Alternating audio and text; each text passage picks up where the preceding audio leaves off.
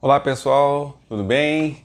Hoje vamos falar um pouquinho sobre Espiritismo, sobre o que o Espiritismo nos traz em relação a reencarnações, vidas futuras, vidas passadas, O que nós temos para aprender aqui, tá? E vou trazer a leitura do Evangelho segundo o Espiritismo, Eu vou ler aqui um trecho do capítulo 2, onde ele fala sobre alguns aspectos dessa importância de entender a vida futura, a vida presente e como que nós podemos entender melhor o que se passa, essas interpretações, tá? Então vamos lá. Capítulo 2, o ponto de vista, página 49 da versão que eu estou aqui, que é a 6ª edição, certo? Quando se acredita na vida futura, tem-se a certeza de que a vida continua após a morte. Essa certeza acarreta enormes consequências na moralização dos homens, uma vez que muda completamente o ponto de vista sobre a maneira como eles encaram a vida na Terra. Para todo aquele que consegue, através do pensamento, imaginar a vida espiritual, que é infinita, a vida terrena torna-se apenas uma rápida passagem, como se fosse uma breve permanência num país hostil. Tá? Então, acreditar em vida futura, acreditar em reencarnações e acreditar não na vida após a morte, mas que a morte é do corpo. O espírito, a alma continuam.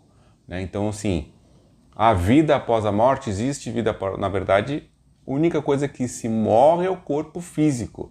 Então é somente uma passagem da alma que está acoplada neste corpo físico na Terra, neste plano, desacopla e entra na vibração do plano espiritual, tá? Então quando tu entende que isso é um processo que vai acontecer algumas vezes, ou várias vezes, porque você vai desencarnar, vai morrer, vai para o plano espiritual, depois vai encarnar novamente. Então, o plano espiritual é a nossa morada, tá? É a nossa casa. É quando Jesus dizia, meu reino não é deste mundo, no planeta Terra. Então, a partir do momento que a gente encarna na Terra, a gente vem aqui para aprender e colocar em prática aquilo que aprendemos lá, do outro lado. Então aqui conta-se os pontinhos de que tu está fazendo para poder colher os frutos lá do outro lado. E aí tu entende que aqui é apenas uma passagem, Tu entende que também o que tu fizer nesta vida, tu vai ter consequências nas outras. E que hoje você está colhendo aquilo que plantou em outras vidas, tá? Então, muitas vezes as pessoas assim, temos que aproveitar que a vida é uma só. Ok, se acredita que a vida é uma só, Mas depois aqui a gente vai falar, vai ter um trecho onde ele vai dizer e a gente vai conseguir entender o porquê que cada um está onde está, Por que cada um vive a vida que vive. Um outro trecho assim, então, assim o homem faz de tudo para adquirir os bens materiais que em sua visão são os únicos que têm valor, Vivendo desse modo, o homem entrega-se voluntariamente a uma verdadeira tortura que o acompanha em todos os instantes. Então, muitos de nós, a gente vive querendo, e eu também passo por isso, e é uma provação, ou é um ensinamento, é um aprendizado, de querer os bens materiais. Lógico que nós queremos o conforto, Lógico que nós queremos melhor, mas não podemos ficar presos a isso, a sempre querer mais e mais e mais, e o mundo materialista e o consumismo desenfreado vai sempre nos colocando uma falta, como se o próximo é o que vai nos fazer feliz. Então, tu não entendendo, que existe outras vidas e que tu vai futuramente viver mais, parece que tu tem que tudo adquirir tudo nesse momento. Aqui não. Neste momento eu vou, depois eu tenho outra oportunidade e tu vai dando um valor diferente para o bem material, tá? Outro trecho. Podemos imaginar que se corre um grande risco se todos pensarem somente na vida futura, deixando de lado a vida presente, mas não é bem assim. Aqui só um adendo, tá? Então, muito se fala viver o presente, né? Quando se diz no mindfulness, né? O mindset, do viver o presente, de viver para você se concentrar. E viver o presente quando se diz olhar o que está acontecendo à sua volta, mas não ficar preso somente nesta vida. Tá? Então conceitos diferentes, ok? Então quando se diz que as pessoas vão ficar presas, né, ou só pensando na vida presente, né, que talvez não seria o correto. Né? E que se todos pensarem no futuro, quem é que vai fazer as coisas? Né? Então aqui diz assim: o homem de maneira instintiva procura sempre o seu bem-estar, mesmo sabendo que vai permanecer em um lugar por pouco tempo, busca arrumá-lo da melhor maneira possível. Qualquer um que tiver um espinho em sua mão tentará retirá-lo para não se picar. Portanto, a procura do bem-estar força o homem a melhorar todas as coisas, impulsionado pelo instinto de progresso e da conservação, que são as leis da natureza. Então aqui o que vem nos dizer, né? Se a gente ficar preocupado, se todo mundo ficar preocupado apenas com a vida futura, não se faria nada na vida presente. Mas não é bem assim, porque o homem por instinto, aonde ele está, ele quer se organizar, ele quer viver bem, ele quer viver em harmonia. Então, até porque isso é o que vai te dar uma melhor vida futuramente. Tá? Então, não existe isso de somente ficar pensando no futuro. Não. Viva o momento presente, a sua vida presente, mas as consequências nela aplicadas aqui terão consequências na vida futura. Ok? Outro trecho. Os prazeres terrenos, aqui é muito interessante para gente que tem, e eu falo para gente que tem porque eu me coloco nisso, né? E tento melhorar e aprender na questão dos bens materiais, né? E aqui se diz que se tu ficar preso aos bens materiais, mas aqui diz que Deus não te condena por isso, né? Os prazeres terrenos não são condenados por Deus. O que ele condena é o abuso desses prazeres em prejuízo aos interesses da alma. É contra esses abusos que se previnem os que compreendem as palavras de Jesus. O meu reino não é deste mundo. Então ele não condena que você tenha bens materiais, que você tenha conforto. Ele condena que você tenha além do que necessita. Então, pode ter, mas cuidado. Né? Cuidado para não ficar preso nisso. Tenha conforto e aprenda a conviver com ele e dê valor a isso. Tá? Vamos lá, seguindo aqui. O Espiritismo mostra os laços que unem todas as existências de uma mesma pessoa e ensina que todas as criaturas de um mesmo mundo estão ligadas entre si. Ela nos ensina que todo mundo são irmãos.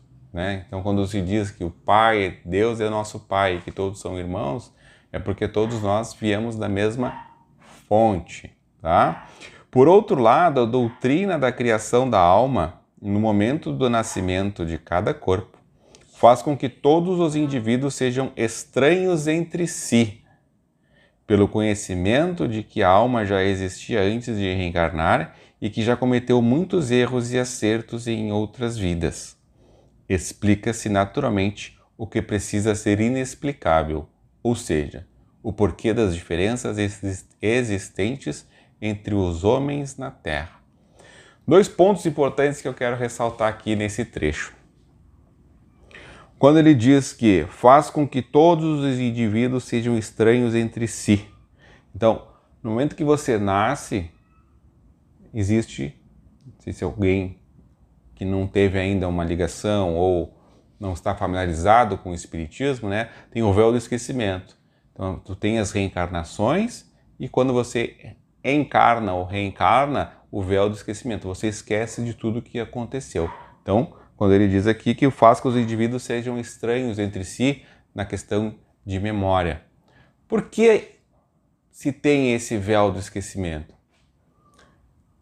Como diz aqui a questão das reencarnações, nós viemos em laços de pessoas, né, ou círculos de pessoas que a gente já teve uma ligação em outras vidas.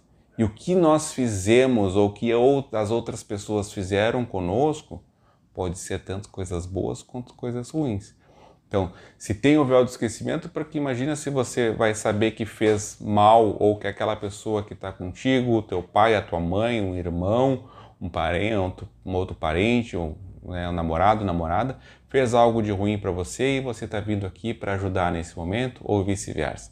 Então, é a ligação, tá? É a ligação que se tem e aí explica por que muitas pessoas às vezes se sentem atraídas por alguém ou amigos, ou muitas vezes aqueles amigos que são mais valorizados do que os próprios irmãos, né? E dizem assim, esse aqui é muito mais meu irmão do que o meu irmão de sangue. Relações com vidas passadas. Se teve essa ligação anterior e se veio junto neste mundo, próximos, para resgatarem, ajudarem, se darem um apoio, tá?